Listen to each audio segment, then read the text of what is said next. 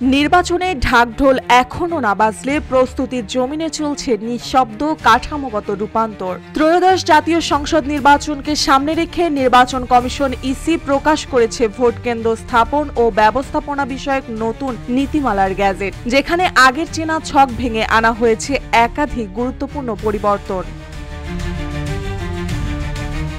2025 সালের জন্য গৃহীত এই নীতিমালায় সবচেয়ে বড় পরিবর্তন এসেছে কর্তৃত্ব কাঠামোয়। জেলা প্রশাসক ও পুলিশ সুপার এর সমন্বয়ে গঠিত পূর্বের জেলা কমিটি বাতিল করে এখন থেকে ভোট কেন্দ্র স্থাপনের একক সক্ষমতা দেওয়া হয়েছে নির্বাচন কমিশনের নিজস্ব কর্মকর্তাদের হাতে। ফলে প্রশাসন ও পুলিশের ভূমিকা এবার সীমিত, যা নিরপেক্ষতা নিশ্চিত করার লক্ষ্যে নেওয়া হয়েছে বলে মনে করছেন সংশ্লিষ্টরা। RICL TMX, যুগের পর যুগ স্থাপনা থাকে মজবুত। নতুন নীতিমালায় বলা হয়েছে গড়ে 3000 ভোটারদের জন্য একটি ভোট কেন্দ্র এবং গড়ে 500 জন পুরুষ ও 400 জন নারী ভোটারদের জন্য একটি ভোট কক্ষ নির্ধারিত হবে। কোনো এলাকায় ভোটারদের সংখ্যা বেশি হলে স্থানীয় গণ্যমান্য ব্যক্তি বা রাজনৈতিক দলের সঙ্গে আলোচনা করে নতুন ভোট কেন্দ্র স্থাপনের সুযোগও রাখা হয়েছে। এছাড়া নীতিমালায় স্পষ্টভাবে বলা হয়েছে কোনো প্রার্থীর প্রভাবাধীন স্থানিক কিংবা রাজনীতির সঙ্গে জড়িত ব্যক্তির নামে প্রতিষ্ঠিত কোনো প্রতিষ্ঠানে ভোট কেন্দ্র স্থাপন করা যাবে না। তবে ওই এলাকায় বিকল্প উপযোগী স্থান না থাকলে এই নিয়মের শিথিলতা আনা যেতে পারে।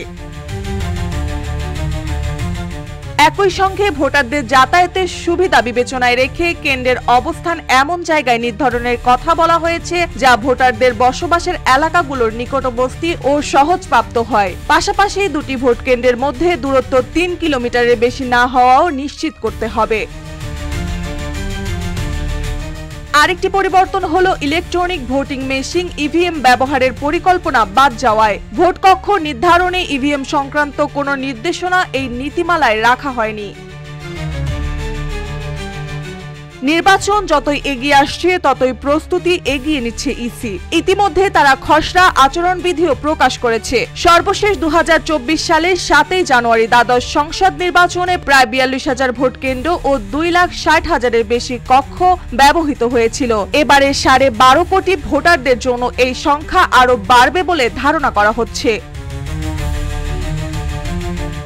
নীতিমালায় বলা হয়েছে ভোট কেন্দ্র নিয়ে যে কোনো দাবি বা আপত্তি নিষ্পত্তি করে নির্বাচন কমিশন ভোটের অন্তত 25 দিন আগে চূড়ান্ত গেজেট প্রকাশ করবে।